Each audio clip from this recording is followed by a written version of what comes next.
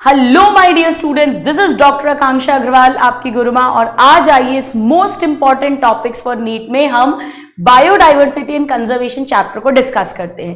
देखिए, एक बहुत छोटा सा चैप्टर है पर बड़ा स्कोरिंग चैप्टर है, क्योंकि इस चैप्टर से 3 to 4 क्वेश्चंस आते हैं और वो शर्तिया करेक्ट हो जाएंगे अगर हमने इन टॉपिक्स को ध्यान रख लिया।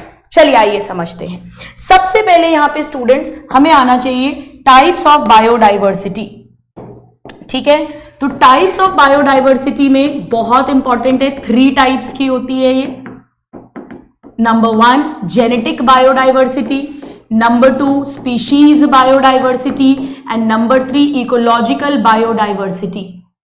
ना स्पीशीज, जेनेटिक और इकोलॉजिकल में से जेनेटिक के लिए आप ट्रिक याद रख सकते हो, रीमा डिड PCR, यानी राइस की 50,000 से ज्यादा वेराइटीज हैं, मतलब मैंगो की 1000 वेराइटीज हैं, और रोवोल्फिया वोमेटोरिया से मिलने वाला रेजरपाइन की पोटेंसी और कॉन्सेंट्रेशन डिफरेंट है अलग अलग वेराइटीज में। नाउ स्पीशीज बायोडाइवर्सिटी में हमें याद रखना है कि एम्फीबियंस जो हैं उनकी स्पीशीज वेस्टर्न घाट में ज्यादा है बजाय ईस्टर्न घाट के। और इकोलॉजिकल में हमें ध्यान रखना है कि इंडिया में तरह तरह के इकोसिस्टम्स हैं बजाय स्कैंडिनेवियन कंट्रीज लाइक नॉर्वे। तो इनके एग्जाम्पल्स पे भी कॉमनली क्वेश्चंस आते हैं। सेकेंड टॉपिक जो यहां इंपॉर्टेंट है वो है पैटर्न्स ऑफ बायोडाइवर्सिटी। इस पे कॉमनली क्वेश्चन आता है। पैटर्न्स में नंबर 1 लैटिट्यूडिनल ग्रेडियंट की बात की गई है।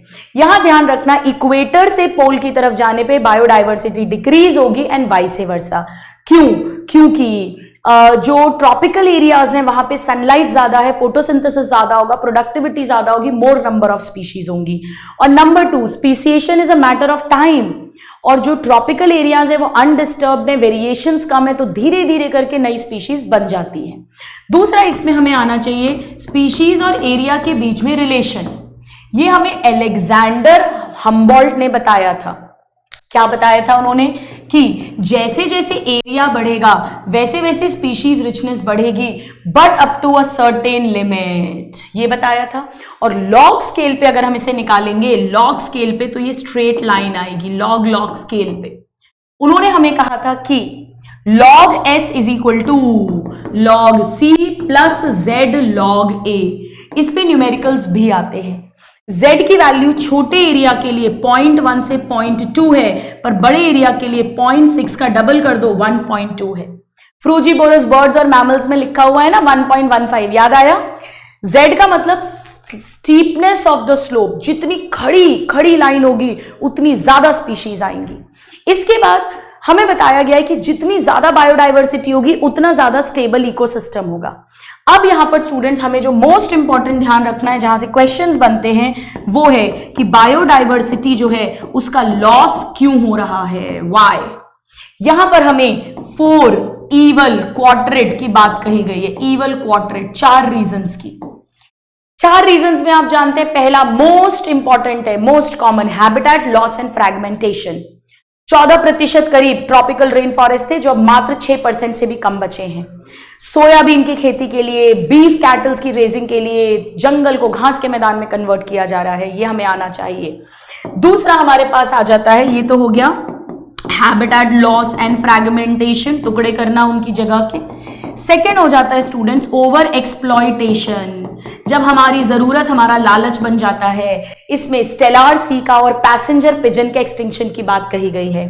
तीसरा आ जाता है डियर स्टूडेंट्स को एक्सटिंक्शन, अगर एक मछली एक्सटिंक्ट हो गई तो उसके पैरासाइट्स भी एक्सटिंक्ट हो जाएंगे, या अगर यक्का का पेड़ हो गया तो उसका मौत भी हो जाएगा, मौत हो गया तो यक्का भी हो जाएगा, plant pollinator. And last but not the least alien species का इन्वेजन, एलियन स्पीशीज इन्वेजन। इसे आप ट्रिक से याद रख सकते हैं स्टूडेंट्स, हमारी ट्रिक है प्लेन मतलब parthenium carrot grass, lantana, African catfish गैरियस क्लैरियस गैरीपाइनस, नाइल पर्च जिसे लेक विक्टोरिया में इंट्रोड्यूस करा था, वहां की 200 से ज्यादा चिचिलिड फिशेस को एक्सटिंक्ट कर दिया था। और ई से हमारा प्यारा इकॉर्निया वाटर हाइसिंथ हम जानते ही हैं। अब इसके बाद नेक्स्ट इंपॉर्टेंट टॉपिक है इसमें कि हमें बायोडाइवर्सिटी को क्यों बचाना है, व्हाई टू कंजर्व। इसके 3 रीजंस हैं। पहला नैरोली यूटिलिरियन, यानी अगर हम नैरो सोच रखें, सीमित सोच रखें तो भी इसकी ट्रिक है F3CID, यानी इससे हमें फूड मिलता है, प्रोडक्ट्स की बात कर रहे हैं, फाइबर मिलता है, फायरवुड मिलती है, कंस्ट्रक्शन मटेरियल, इंडस्ट्रियल मटेरियल और 25% से ज्यादा ड्रग्स पेड़ों से मिलती है। इसके बाद सेकंड, अगर हम थोड़ा ब्रॉड सोचें, थोड़ी अपनी सोच बढ़ाएं, तो इकोसिस्टम सर्विसेज के कारण, सर्विसेज में हमें आना चाहिए एक तो पॉलिनेशन और दूसरा ऑक्सीजन। तो पॉलिनेशन और ऑक्सीजन आप पू से याद रख सकते हैं। और इसके अलावा एस्थेटिक, एस्थेटिक वैल्यू खूबसूरती के लिए। And last but not the least हमारा नैतिक धर्म है, यानी एथिकल, ये हो गए। अब इसके बाद नेक्स्ट आ जाता है वेरी वेरी वेरी इंपॉर्टेंट कि हमें क्यों और कैसे बचाना चाहिए, हाउ टू कंजर्व। अगर मैं शेर बचाने के लिए पूरा जंगल सहेज रही हूं, उसे उसी के घर में कंजर्व कर रही हूं तो इन सिटू, पर घर के बाहर निकाल के जू में कंजर्व कर रही हूं तो एक्स सिटू। यहां पर स्टूडेंट एक्स सिटू के 4 तरीके हैं। डायरेक्ट पूछते हैं which of the following is या इज नॉट एक्स सिटू या इन सिटू। पहला जूलॉजिकल पार्क्स यानी जू, दूसरा बोटैनिकल गार्डन जहां पे पेड़ों को कंजर्व करेंगे, threatened extinct species, threatened species है जो, नॉट एक्सटिंक्ट, एंडेंजर्ड। तीसरा वाइल्ड लाइफ की सफारी, सेंचुरी नहीं बोला मैंने, वाइल्ड लाइफ सफारी पार्क्स।